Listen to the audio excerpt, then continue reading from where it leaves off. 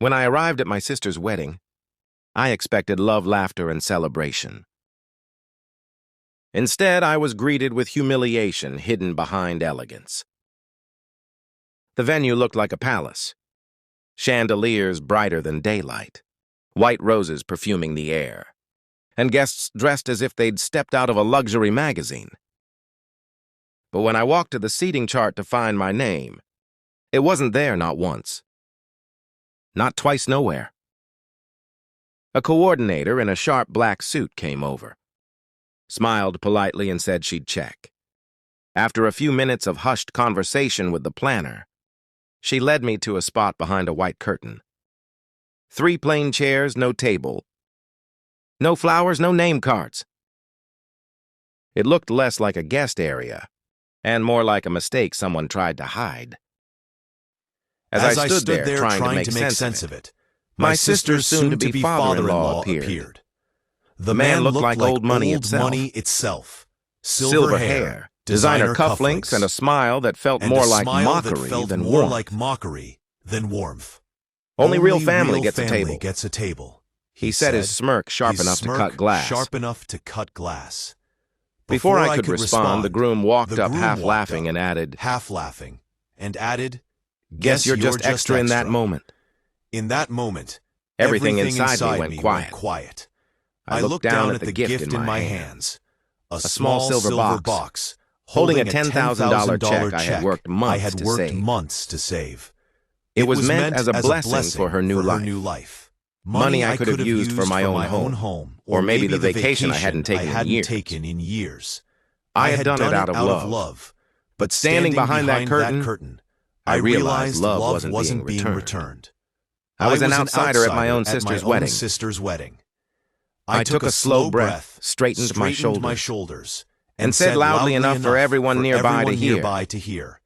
All right, then I'll take my extra $10,000 and go. The groom's grin vanished, instantly replaced by shock. His father's smirk died on his lips. The chatter around us stopped, replaced by whispers without another word. I picked up my gift and walked out, leaving behind the glitter, the gold, and every ounce of false respect. During my 2-hour drive home, my phone wouldn't stop buzzing. My sister called 7 times. But I didn't answer. The voicemails told the whole story.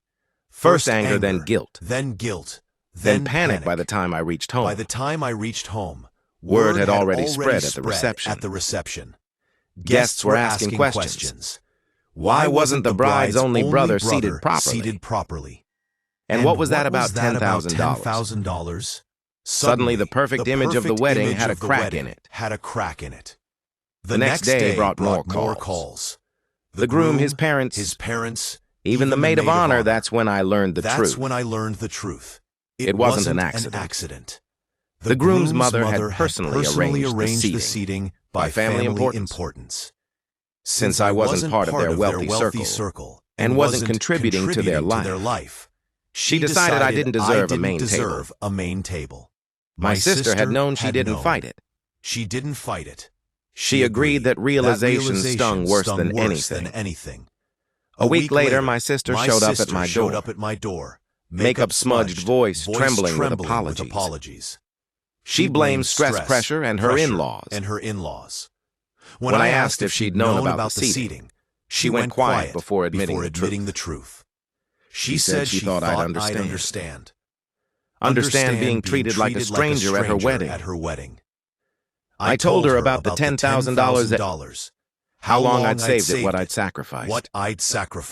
Her face went white. She cried harder. But the damage was done. I realized something that day. She didn't need to know about the money to treat me with respect. Months passed. I used that $10,000 as a down payment on my first house. Small. But mine. Every room reminds me that I chose myself. Friends later told me her marriage isn't as perfect as it looked. The rich family she married into came with expectations. She can't afford to meet. Maybe that's karma. Maybe it's life either way. I sleep better now. A few weeks ago, I received a card in the mail. No apology, no explanation. Just her handwriting. I miss you. I miss you. I hope you're doing well. I kept it. I kept it. It sits on my kitchen counter. A reminder that forgiveness doesn't always mean reconciliation. That $10,000 didn't just buy me a house. It bought me peace, boundaries, and something priceless. Self-respect. I learned that family isn't defined by bloodlines or shared history. It's defined by who treats you with genuine care. When I sit at my own dining table now, every chair is filled with people who actually want me there. That's real family.